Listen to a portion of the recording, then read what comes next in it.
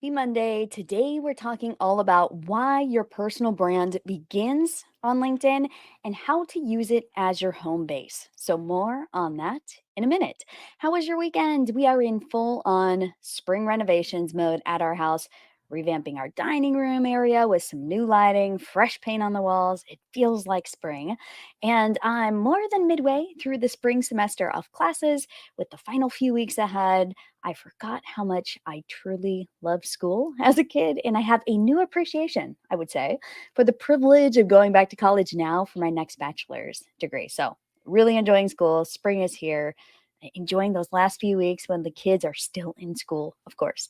So now it is time for Mondays with Mindy. This is a weekly show on Mondays, you guessed it, where I talk about all things LinkedIn pipeline, promo, and profiles, what I like to call the 3 Ps of LinkedIn.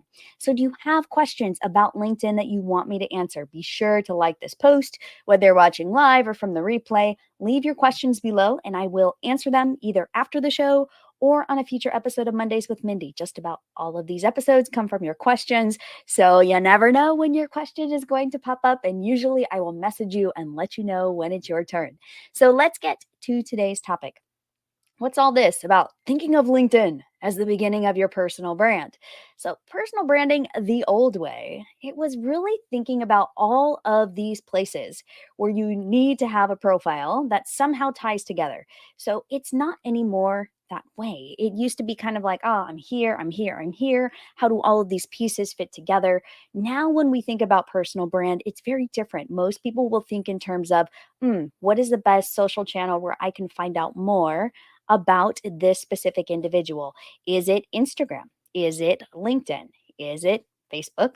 Is it TikTok? What channel is it YouTube? What channel am I looking for you? So, when it comes to LinkedIn, if you are a professional, you kind of have to have a LinkedIn profile. We've talked about this before. But when you think of the term personal brand, what immediately comes to mind for you? Is it your personal website? Is it your resume or your CV? Maybe it's your bio. Maybe it's a list of accomplishments somewhere. Maybe it's your podcast or YouTube channel or a place where you contribute articles. Or maybe it's this constellation of online places where you have a profile. So the key is what pulls up in a Google search when your name is typed into search. And I know not all of you use Google, but when somebody is searching for you online, what tends to pop up first? You may notice that LinkedIn is one of the very first, especially if you don't have a super common name. If you have a very common name like Cindy Smith, you may not be the first one to pop up on LinkedIn. But for those of us who have a little bit more of a unique name, and keep in mind, if somebody is looking for you and you do have a common name, they're going to put in some other type of descriptor. So, for example, if people are looking up me, they may put in Mindy Rouser and LinkedIn and see what pops up because they know I talk about LinkedIn.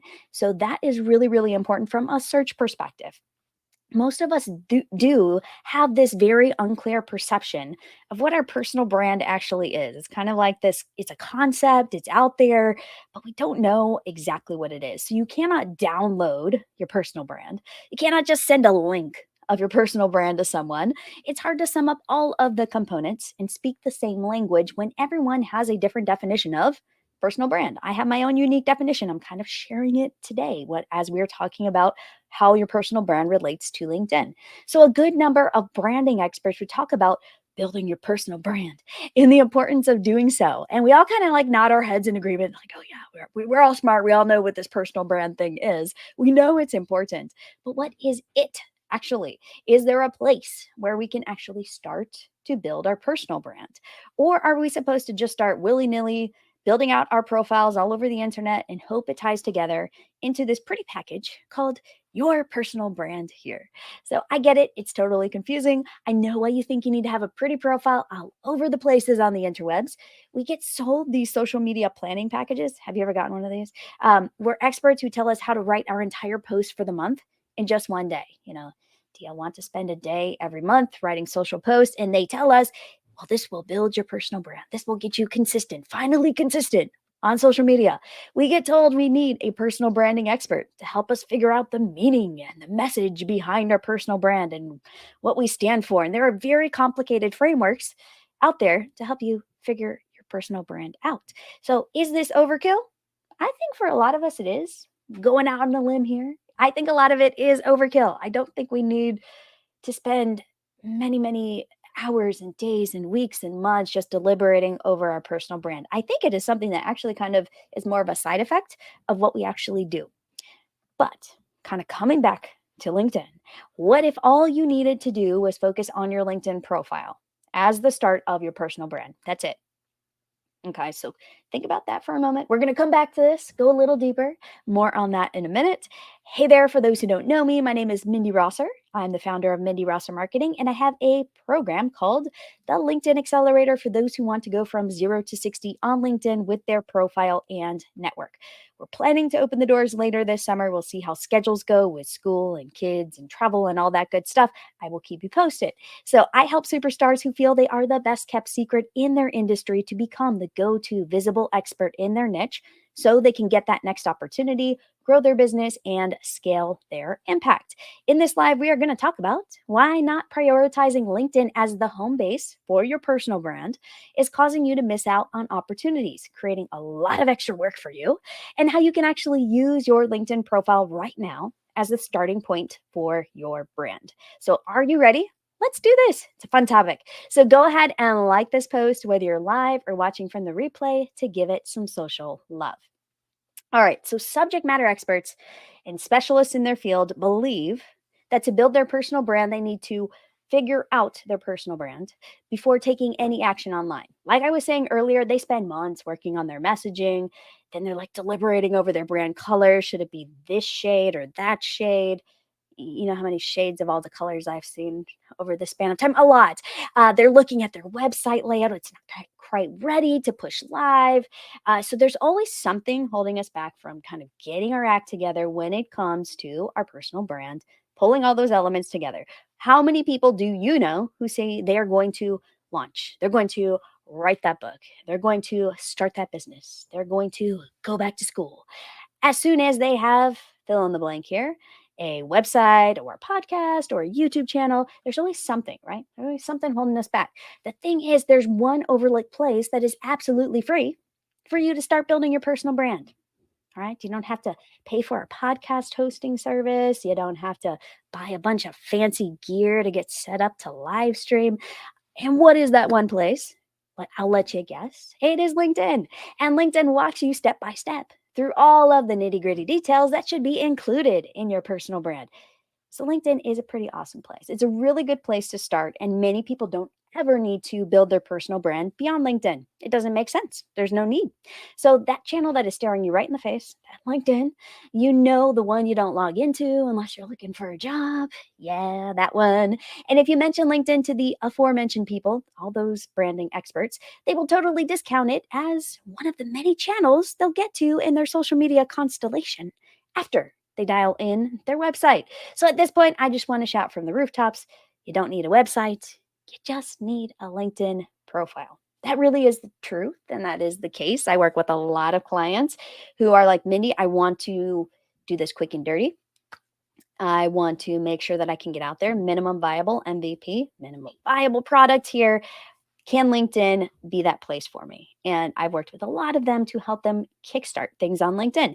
Then once you get the clients, you get that speaking gig, then it's like, okay, now it makes sense to start building out the website. But LinkedIn is still there. It is still active. It is still drawing people to you. You are still getting more traffic than you would if you had a personal website that nobody knows about. So I have worked with dozens of clients and students who didn't have a website or online portfolio, but they did not let that stop them from starting their business, from landing their next opportunity, or getting their dream job. It's when you know how to work your LinkedIn profile that your personal brand can actually start on LinkedIn. And for many professionals, like I mentioned, that's the only channel that they really need. Not everyone needs to have a personal website or, use the TikToks or the Instagrams or the Facebooks or the Twitters, all of the other places, the YouTubes, the podcast. LinkedIn can be your home base if you want it to be. So what if instead of looking at LinkedIn as just one of the many social media channels, you decided to value your LinkedIn profile as the home base for your personal brand? What if everything started on LinkedIn and you actually put the effort into it instead of scattering yourself across all of the other channels? where your clients may not even be looking or in the mindset or in the mood to consume your professional content. So, LinkedIn has all of the sections you need to build out your brand. You can get clear on your experience. People can see, it's like, oh, this is where you've worked. This is where your credibility comes from. You can tell your story. There's a place for that in the About section. You can showcase your portfolio of work right on LinkedIn. You can link people elsewhere if you have places where you want them to go, if you want them to book a call, if you want them to go watch a video, if you want them to attend a webinar. You can share content that engages. You can attract the right people when they're in the mindset to do business. It's totally counterintuitive to what we think. We think, okay, more is better. I should be all these places. We stress ourselves out trying to cross post to all the channels. I know I've been there. I've done that. I've minimized and definitely streamlined the places that I post these days. We like to make things more complicated. And we think that a website designer or a personal branding consultant who has the most gorgeous website and logo is the answer. Is it? Is it really? Think about that. Is it really? Probably not. Probably not as important as you think it is or as we want to think it is, because it's another way to procrastinate. We keep procrastinating when what's staring us in the face is a really non-glamorous LinkedIn profile that, if just spruced up and really dialed in, could actually attract the right people for us. It could tell our story and it could do the hard work and be the place for the inbound and the outbound all in one spot. So I'm not saying that these other things are meaningless. I have an email newsletter. I have a website. Do I spend a ton of time on my website? No. With my email newsletter, it actually goes out later than all of the stuff I share on LinkedIn. So the content that you're getting in my email newsletter is about 2 to 3 weeks from when I actually published it. So those who actually are connected with me on LinkedIn get the fresh stuff. So think about how you want to do this. Where are your people? Where are they spending time? Where are they paying attention? Where are they in the mindset to do business? You can make a ton of progress with your business, with your brand, with your presence online if you get laser focused on your LinkedIn profile first before worrying about the other channels. Then, as you get confident, as you start making that revenue, especially if you're just getting started, for those of you who are in those really awkward growth pains where you're like, I'm on LinkedIn, but I don't know exactly how to use it yet, learn LinkedIn. I was just talking with a client this past week, and we were talking about the LinkedIn profile, the importance of it, and how the profile was really speaking to the one-to-one clients versus the corporate clients that this individual really wanted to reach out to. And it was a tough conversation. I felt like it was a little bit hard on this person because I said, it really speaks well to this one audience that you feel super comfy with, and you want to break into a completely different niche. And so you are going to have to convey that message in different language. You're going to have to change some sections on your profile so you don't look like a one-to-one typical life coach or wellness coach. You really want to set yourself apart. So this is so, so important. If you are thinking about using LinkedIn, if you're like, here LinkedIn is where I should be, I want to test some things on LinkedIn, your profile. Don't worry about the other channels. Don't try to get too fancy. If you already have a website and colors and all that, great. Pull it into LinkedIn. Pull your branding into LinkedIn, but you don't have to. That's what I'm trying to emphasize. So if you've been looking for a way to simplify your efforts and maximize your return on investment, let's talk about your LinkedIn profile and how it can kickstart your personal brand. You don't have to wait. Most of you, I would say probably 99% of you, have a LinkedIn profile. It may not be optimized to where you want it to be yet, but you have one. So you don't have to wait. You can start right now. You can pull up your profile while I'm talking and start making some changes. And if you decide not to prioritize your LinkedIn profile, guess what? You're going to be in the same place. You're going to waste weeks, months, or years trying to get it right when a messy first draft, just making a few changes right now using the LinkedIn profile structure, can save you all that time and help you be found online by your ideal prospects. So go ahead, waste time on a pretty brand, have fun, watch how the same people that you are, right, those people that are at the same level you are, watch how they start skyrocketing ahead with their business. You're like, what? But I spent all this time on my beautiful brand and my colors. So how the heck are they doing it? They don't even have a logo. They don't even have brand colors. This is how they're doing it. So there is a little bit of a secret. They know the power of their LinkedIn profile. They know the power of their network, and they're getting results. And so they don't need anything else right now. They can always add to it later. So let's talk about 5 personal branding elements on your profile that you can fix right now and get some traction. So, what's so special about your LinkedIn profile, and where can you use the same elements on other social media channels? So, first, if you follow me for any length of time, you are not going to be surprised with this one, your LinkedIn headline. So, your headline is that area that is right underneath your name. So, it is kind of like your elevator pitch. It can be called, some people call it your tagline. If you followed any of my content or videos, I have very specific videos that just touch on the headline, so you can look those up. You've likely heard me talk about the headline as your first impression. You may not get it right the first time, but you can always change this down the road. So it's about giving it a try. So don't just stare at it and be like, yeah, I'm going to do that sometime. Take a stab at it. So let me give you the formula. Here is what to do. Focus on the formula of who you are, whom you help, how you help them, and then the results that you generate. So, four things: who you are, whom you help, how you help them, and the results that you generate. You want to get all four of those things into that headline area. Now, where can you repurpose this? This is what people don't think about. I've talked about the headline before, but what can you do with this headline? You can actually use this headline for your other bios. So think about Facebook, if you have a Facebook page, if you have Twitter, some people use Twitter, some people don't. If you use Instagram, really great way to reuse this. You probably would want to weave in a few more emojis or fun characters in your Instagram bio. If you have a YouTube channel, you can use this over there. If you have a website and you have a section that has kind of like your tagline or what you're all about, all of this headline work can be repurposed elsewhere. It's also your elevator pitch. So you can use it in other places on LinkedIn. I talked about the cover story recently. You can use it in your cover story. You can use it in your audio introduction. Talked about that recently as well. So rework the text and use the exact same messaging to reinforce your personal brand in other places. Headline is critical. Some people have a really easy time doing this, especially if you think like a marketer and you've done a lot of taglines. You can probably go, oh, I know how this goes. For those of you who are not marketers by trade and maybe putting words together is a little bit wonky, just take a stab at it. Shoot me a LinkedIn message and say, Mindy, I'm thinking of this for my headline. What do you think? I am happy to give feedback. I love talking about this stuff. So feel free to DM me.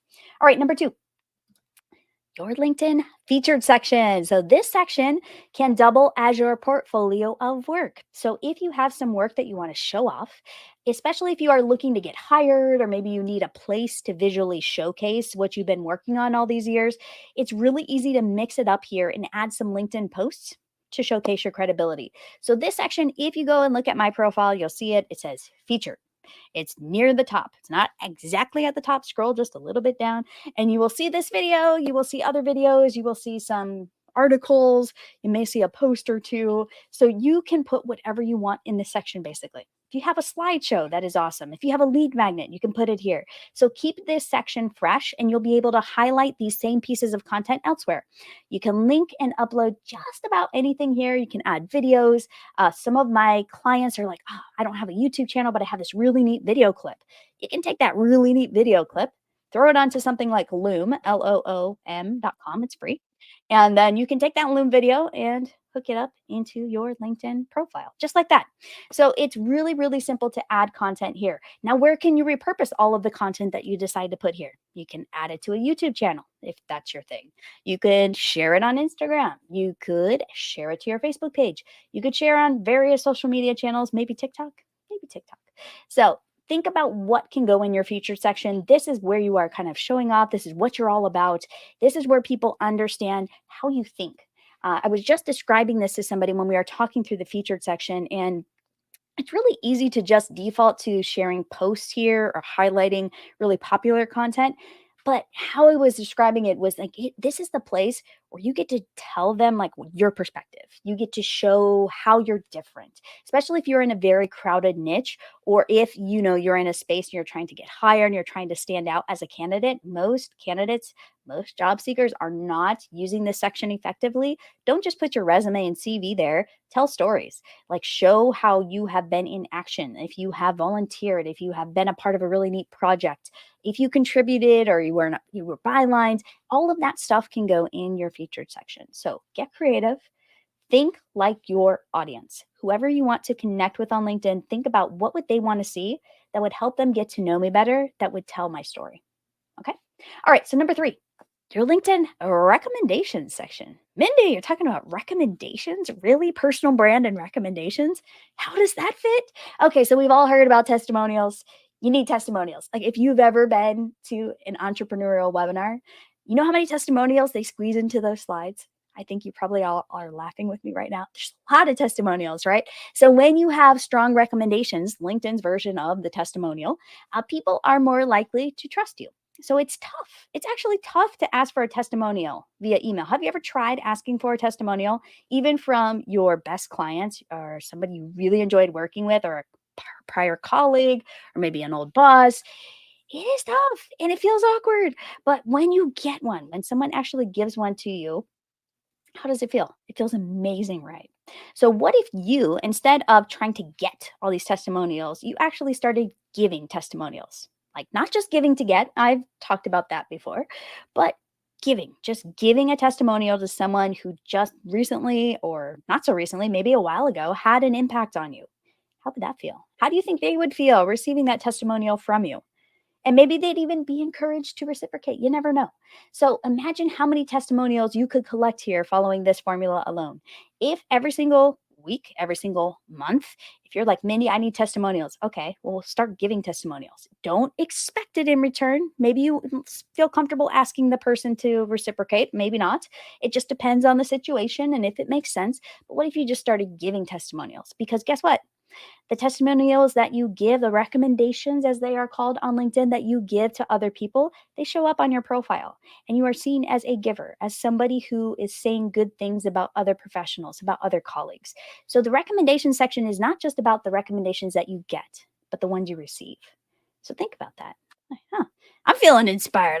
I need to go leave a recommendation for somebody. So no need for to look for testimonials on a website. Like if people can come to your recommendations and they see, oh wow, maybe you've only received a handful of recommendations, but guess what? You've given 12, you've given a dozen, you've given 2 dozen testimonials, recommendations as they're called. How powerful is that? Pretty powerful. So think about that. So now think about where you can repurpose. Now, if you are receiving testimonials or recommendations on LinkedIn, what you can do is you can repurpose them elsewhere. For those of you who are entrepreneurial, guess what? Now you've got all these testimonials you can throw into that next webinar, or you can put them on your website and make it look awesome.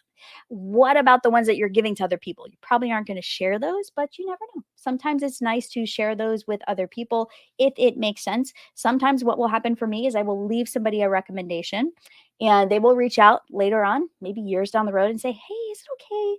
We engaged a while back. Can I list you as a reference? And like, yeah, of course you can. I'm happy to share what we worked on together, or, depending on the depth of the project, of course, but it's a good thing. So give recommendations and accept recommendations. They are awesome and they really do help your personal brand. Okay. Number 4, your LinkedIn About section. I have talked about this lots of times and I will continue to talk about this if you do not have one yet, or if it's just a copy from a bio or from your About page or your executive summary on a resume somewhere. You need to get this section dialed in.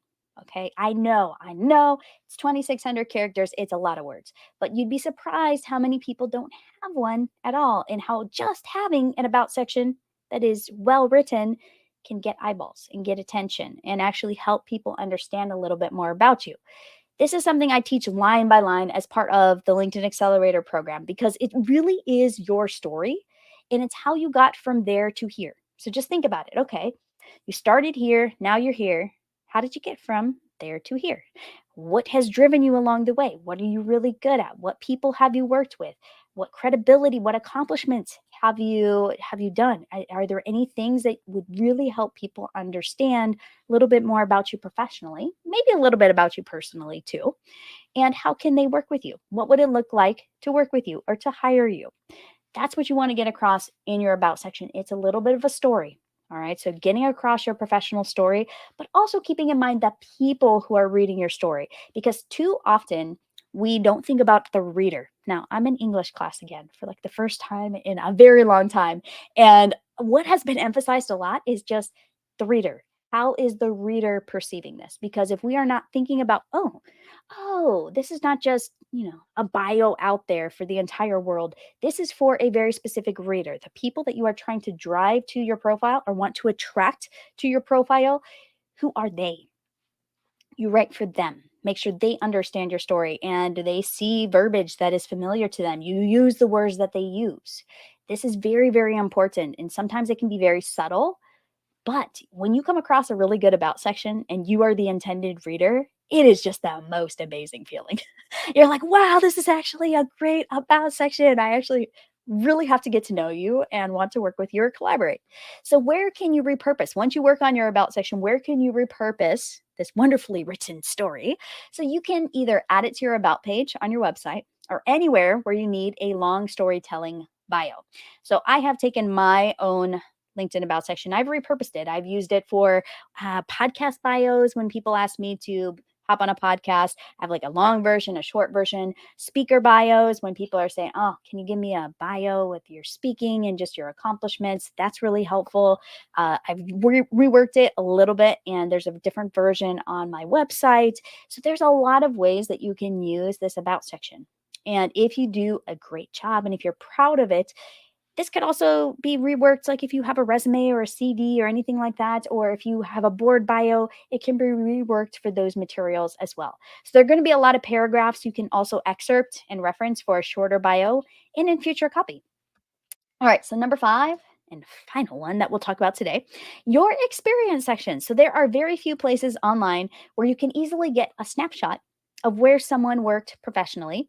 And many people don't even list this anywhere else online. The only place you can find it is LinkedIn, you guessed it. So whenever I want to see somebody's work history, I will usually look them up by LinkedIn first. Like even if they're really famous on some other channel, I know that they're on Instagram or YouTube. A lot of times I will just go straight to LinkedIn because I want to see their credibility. I want to see where they've worked. I want to kind of like understand a sense of how many years of experience they have and I want to see how they present that information. So your experience section can almost double as in always up to date resume. And not jobs, it's not only job seekers that need resumes, like those of us who are running our own businesses, who are consultants, experts, whether we are selling online courses, whatever it may be, whether you're a podcaster or a celebrity, it doesn't matter. People want to see what you've done professionally. They still want to see that list of jobs, that list of experiences. If you've been on boards, if you have volunteered at certain organizations, all of these leadership things should be on your LinkedIn profile. So, do you ever update that Word doc resume buried on your desktop somewhere? I have one. I was like, I probably should dig that out. I was inspired recently by a resume workshop that I'm like, I should probably dig out my Word doc one. And then I looked at LinkedIn. I'm like, it's all kind of right here. I'll just like export the PDF. It's good enough. So I think if you keep your LinkedIn profile relatively up to date, this can definitely help you if you do decide at some point that you want to land a job or get a side gig and you need a resume. It's all right there too. So, where can you repurpose all of this content from your experience section? Well, like I mentioned, if you are crafting a professional bio, if you need an executive summary for a CV or a resume, it helps to have a very clear timeline. So your LinkedIn profile experiences can help you with that. If updated consistently, you'll always have a resume on hand. Like I said, you can export your entire LinkedIn profile as a PDF. So if you're being lazy and you're like, it doesn't really matter, you just need to send something, you can export that PDF of your LinkedIn profile and send it right along. So you never know when you're going to need your experiences updated.